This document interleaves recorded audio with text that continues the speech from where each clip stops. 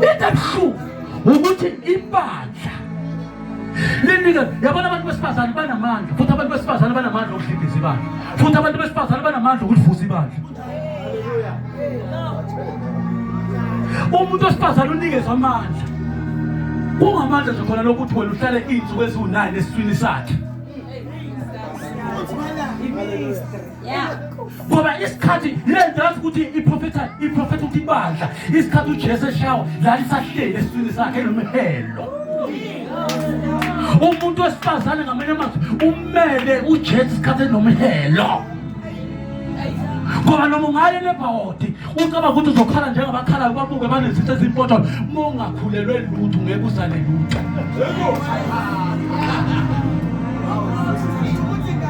Lalela mntaka baba ngoba sila sikhulelwe sonke sikhulele umoya ongcwele kodwa uma ukuthi awukhulelwe uzobabuka abakhale ekhale ethi na uthi athi uthi uthi ubukile sisipotsholo kodwa ekugcineni ayikho into oyikhiphayo wena yena bese sifikile isikhathi sakho uzozala iblessing.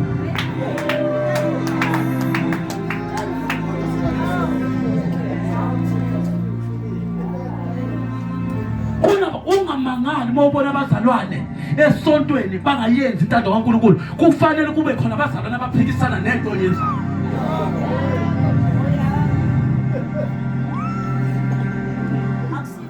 Uyabona ngoba nihamba la ningomama nikwazi ukuthi anithandana nodwa kodwa futhi akwenziwe usathana osukangena kuwo. Angithi isikhathi uJesu ebapha amandla lithi iBhayibheli wayekhona uJudas Iscariot ebapha amandla.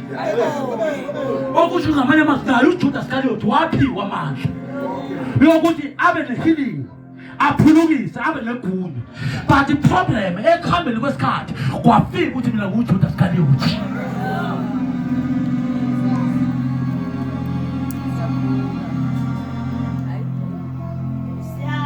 Uma ngingachaza ngalento lokukhishwa kwabantwana baka-Israyeli le eGibhithe, u-Israyeli akusisona isizwe. Ungokunye futhi lokho engizokuchaza ngenhlanhla sengudokotela weBhayibheli ngoba ngiyafunda. Hallelujah! Shout hallelujah! Hallelujah! Kathi nakho njalo ukulifunda mongenawo umoya ongcwele akukusiza. Angifuni isikhohlisane bazalwane. Uyalibona le Bible? Uyalibona? Leqala kuGenesis liphume kubani? Kuyisambuli. Meliqala kuGenesis liphuma kusambuli. Lapha eBible College bathi liqale kuphi? Genesis 2 Sambuli. Ulifunde njengenovel angithi isikhathi ulifunda njengenovel wena kusho ukuthi wazi amavesi but if umoya ongcwele ngekho uzohamba namavesi kubantu but ubungcwele bungekho. Akusizi ukwazi iBhayibheli kodwa umoya ongcwele owenza ukuthi edala iBhayibheli ungamazi.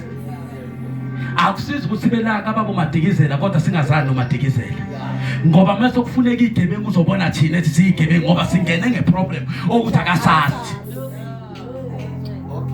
Ngamanye amazwi umzalwane thola kuqala the Holy Ghost before uzo hayi bazalwane kuyazwakala bazalwane. Jesus ucela umsebenzi ukuthi uyosebenza kodwa ucela mama yake mina. Hallelujah. Akusizi bazalwane. Hallelujah. Jesus. Akusizi bazalwane ukuthi ufuna umsebenzi kanti umnikazi womsebenzi awumtholanga. Thola kuqala umnikazi womsebenzi khona emsebenzini inkinga ezizokuvelela singakubulali. Ngoba uzowuthola umsebenzi uthola ukuthi umnikazi womsebenzi awumthathanga. Umsebenzi ugcina sokunika uthakatha. Ukubona abantu mase baya emthini bokufuna imithi. Hayi ngoba bayifuna ngoba bathanda. Inkinga isokuyisimo esibenza abafuna imithi. Kodwa mawuthola umnikazi womsebenzi kuzokwenza ukuthi noma ubona meva uhlabelele umhlabelo uthi noma meva siwanyathela hangidela